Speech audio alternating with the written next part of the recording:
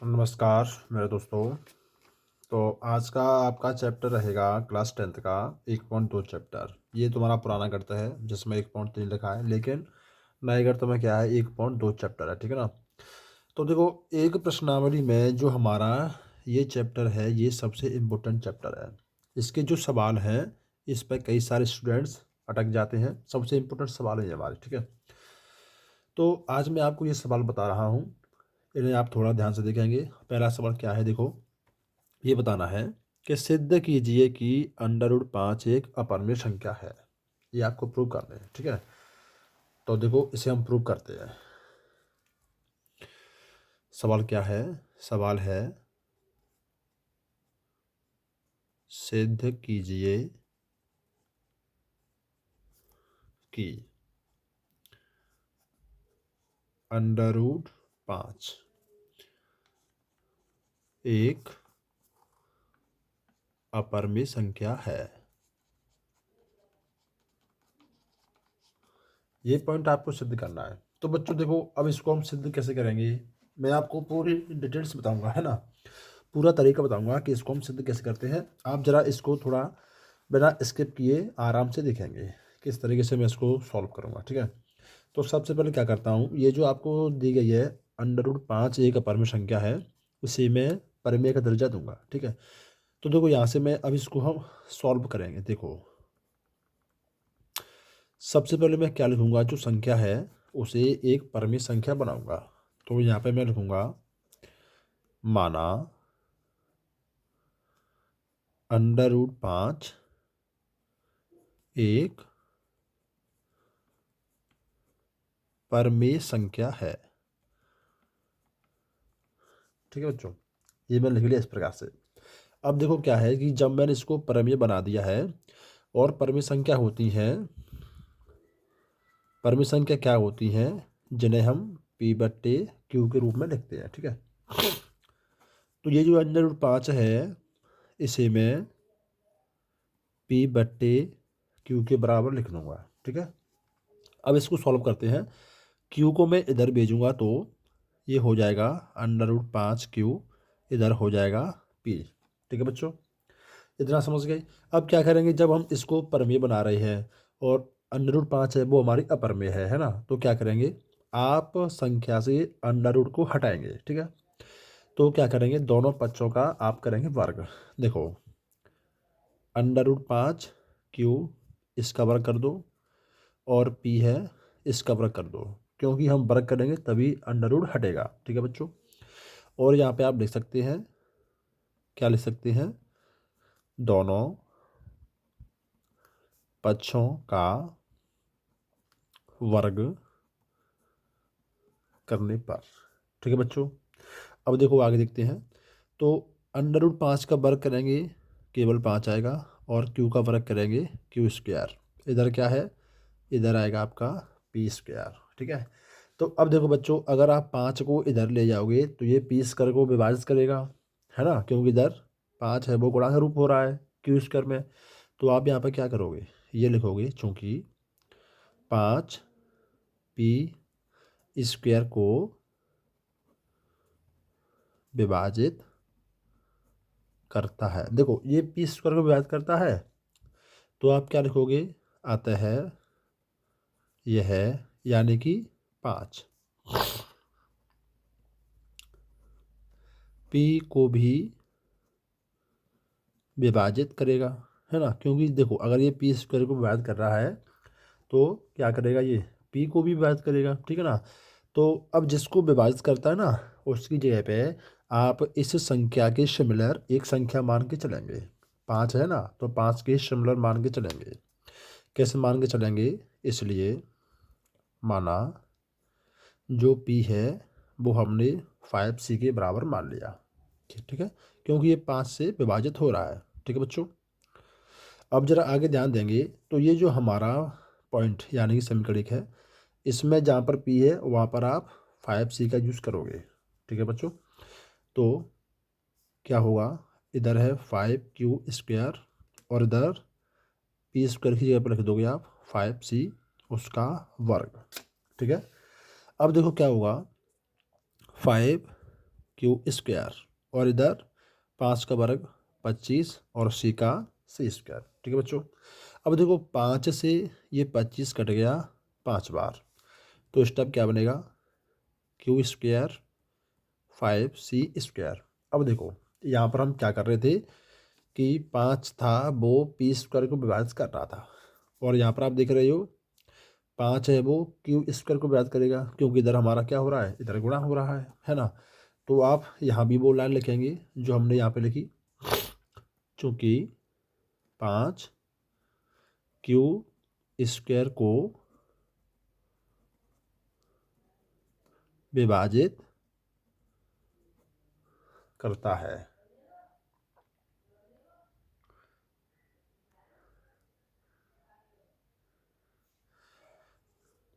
इसलिए 5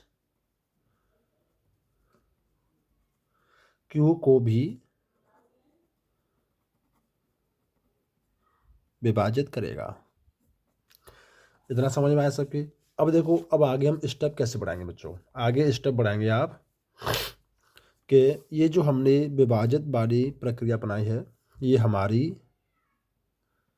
प्रमेय 1.3 में आती है। ठीक है ना, यही भी किस में आएगी, ये प्रमेय 1.3 में आती है जो हमको किताब में दी गई है। ठीक है बच्चों।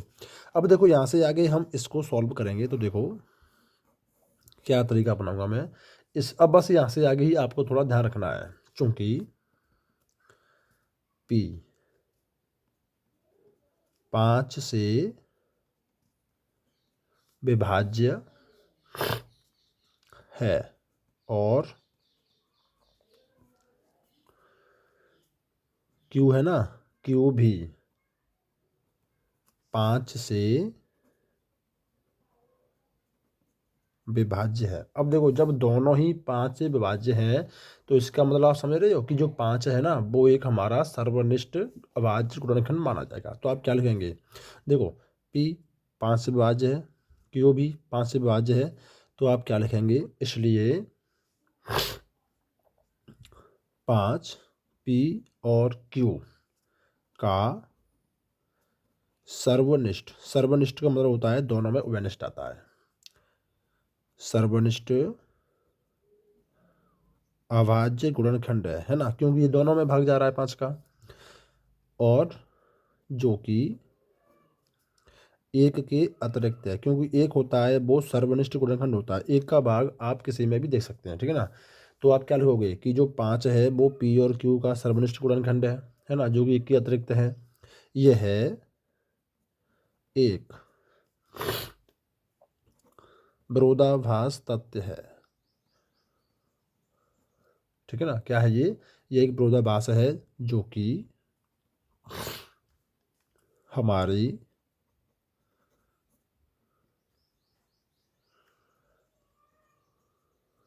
त्रुटिपूर्ण कल्पना से प्राप्त हुआ है ना। तो देखो ये जो है ये हमें त्रुटिपूर्ण कल्पना से प्राप्त हुआ है, क्योंकि यह संकेत करता है कि हमारी कल्पना जो √5 एक परमेय संख्या है, यह गलत है। यह जो कल्पना कर रहा है ना कि √5 एक परमेय संख्या है, ये कैसी है बच्चों, ये ही गलत है ना। तो बताइए आप क्या लिखोगे, आता है √5 है यह एक अपरमेय संख्या है। ठीक है बच्चों, तो इस प्रकार से ये हमारा प्रश्न हुआ सॉल्व। ये तरीका आपको पूर्ण तरीके से करना है, आप इस तरीके से अगर पूरा करोगे आपका एक भी नंबर नहीं कटेगा, आपको फुल मार्क्स मिलेंगे। ठीक है बच्चों। अब आते हैं हम इसके सेकंड वाले प्रश्न पे। देखो सेकंड प्रश्न क्या है बच्चों, सेकंड है सिद्ध कीजिए कि 3 + 2 √5 एक अपरमेय संख्या है। ठीक है, चलो अगला सवाल देखते हैं। देखो ध्यान से, सवाल क्या है, क्वेश्चन नंबर सेकंड,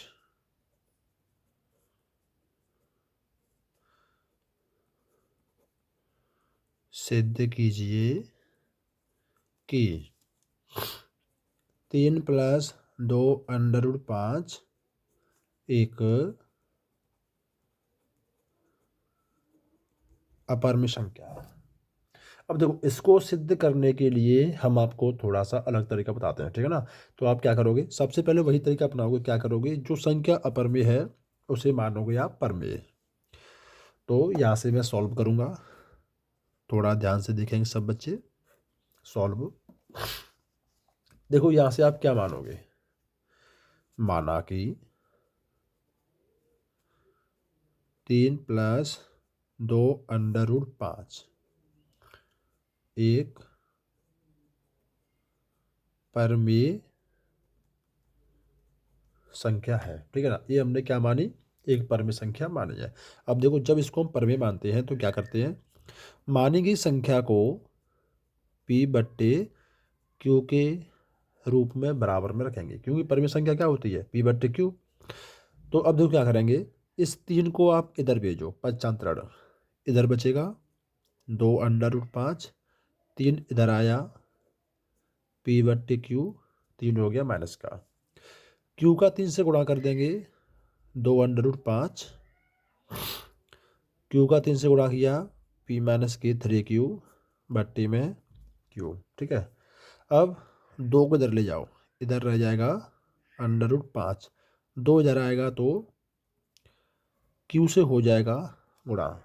अब देखो बच्चों, ये जो संख्या है ये हमारी पूरी परमेय संख्या है, और ये संख्या ये पूरी अपरमेय संख्या है, और बीच में हमारा है बराबर का चिन्ह।